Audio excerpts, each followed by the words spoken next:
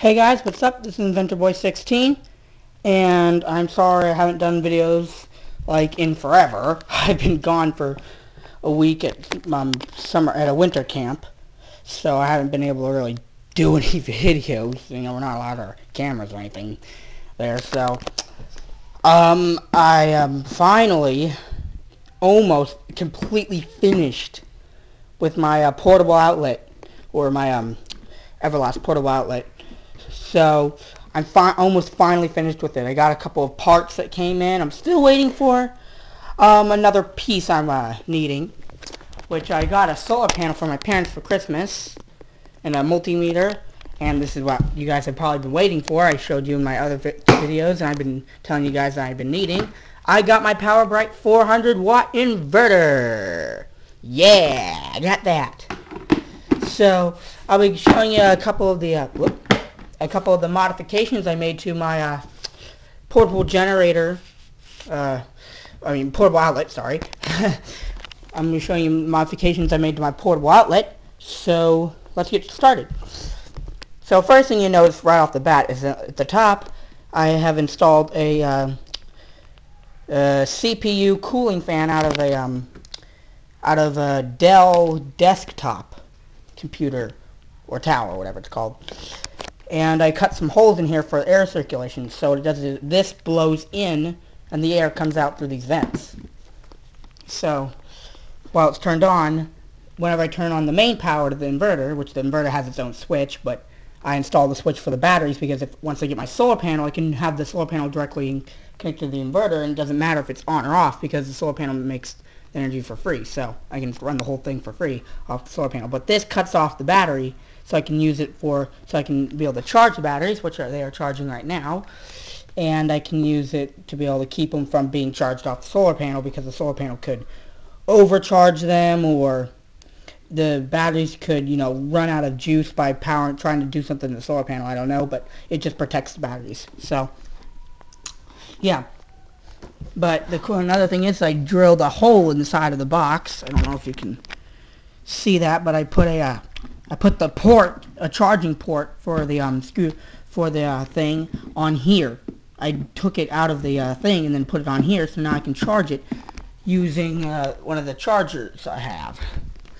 So I finally, yeah. And this charger's from one of the scooters I got from my neighbors. So, and I got the port off one of the scooters, so I can charge the batteries in here off of this, and I don't have to, constantly fiddle with it. I just plug it in and then turn on the 24 volt circuit. I still have the same circuit selection brick.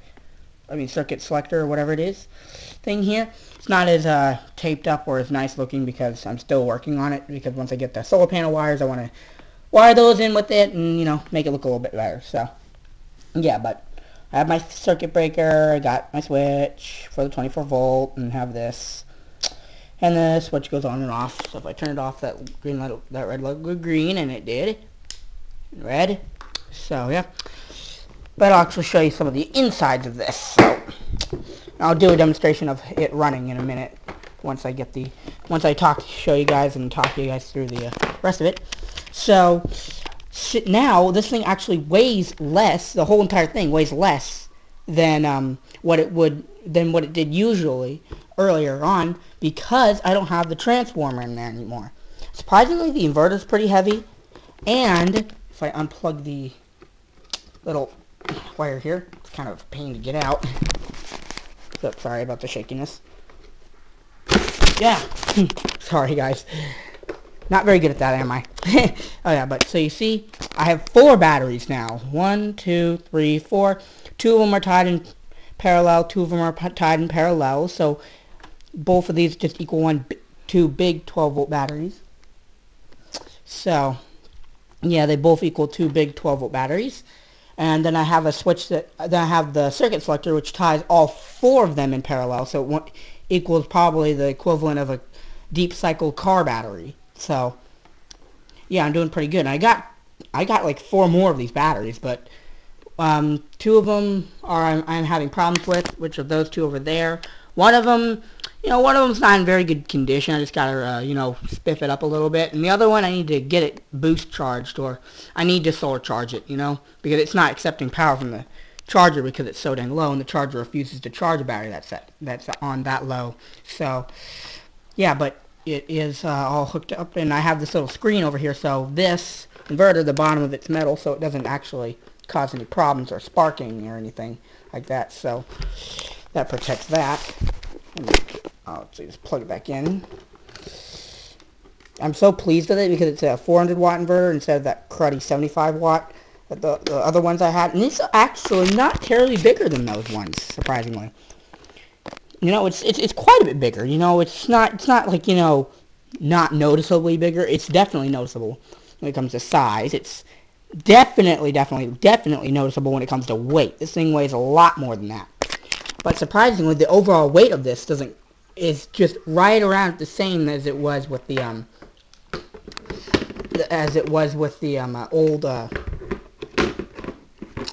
old inverters that I used to have. So it weighs actually less than what it used to. So actually turn it on, and if you look in the, I'll see if I can get it in. You'll hear the fan start up. So let's just do that. The fan starts up. The air comes through here, and I don't know if you can see that, but there's a little green light in there. That's my inverter light, and what that tells me is my inverter's on and it's powered. So if I turn it off, you'll hear a beep, and that's my inverter telling me that the battery life is low, but that's because I turned it off, and the fan will shut off. So here we go. So shut off. Normally it would go red, the light in there would go red and then just slowly die out, but since the fan's hooked up, the fan sucks up all the energy and then makes it die like immediately. So yeah, but yeah, the switch here, this is just, you know, temporary. I'm gonna actually hook it to the side of the box like this or whatever. I don't know where, but I'm gonna hook up to the side of the box. And the reason I don't want this actually in with the circuit controller here is because this is its own switch. This is just the main power to the unit, so I don't want to actually have to bother with that. So yeah, but I used a lot of the holes I actually drilled in there. If you can see them, I used the hole on this side, the one that was already there, and I actually opened it up a little bit more to be able to fit the port in there. I dremeled some slits in here for the air to come through, and the little fat piece of the cord isn't there anymore, so I had to duct tape over the hole that was there. So, but it is, you know, it's actually doing quite good. It's actually not as messy as it was earlier. The wiring still looks quite a bit messy in there, but it's not as messy as it was earlier with the 24-volt system, the other system I had going. But I completely disassembled this thing, you know, whenever I stopped working on it, I completely disassembled it. There was nothing in it until, you know, I rebuilt it and stuff. So I put the fan on there to help cool it down, because my inverter in here actually has a fan, but it only goes on if there's a certain amount of power running through the system or being used from the inverter. So the fan on the inverter only goes on, and what it does is it helps regulate the temperature through the system, so my batteries don't get overheated and stuff like that. But yeah, you know, it's actually pretty good, you know. The batteries in here, they actually, like, you can hear them like fizzing or bubbling or whatever whenever they're whenever the chemical whenever the electricity is being turned into chemical electricity, then it, like, you hear them fizzing or bubbling or whatever. That's just them charging up. But that's not really anything to worry about unless there's a smell to it. So, like, if it smells really bad or it smells like nitrogen or hydrogen or whatever it is, then you want to stop doing what you're doing immediately, free of the batteries, because there could be a serious problem. So yeah, but everything's the same pretty much. It's just I got my new parts in, I got some bigger batteries, I got a fan on there. It's the same concept. It's just that I'm going to be adding a solar panel. I got a huge battery in there now, and I got the fan on there. So yeah, I am almost done with this, guys. I am really almost done with it. Once I get my solar panel wires, I'm going to run them in through this other hole right here, and then those are going to hook up directly to the inverter, and then that's what will allow me to be able to, you know, use the system and be able to make it more of a solar system. So yeah. Excuse me. Yeah, but anyway, I hope you guys enjoyed. Don't forget to comment, like, and subscribe. And again, I'm sorry I wasn't here. And I'll see you guys later. Stay cool, YouTube. Bye.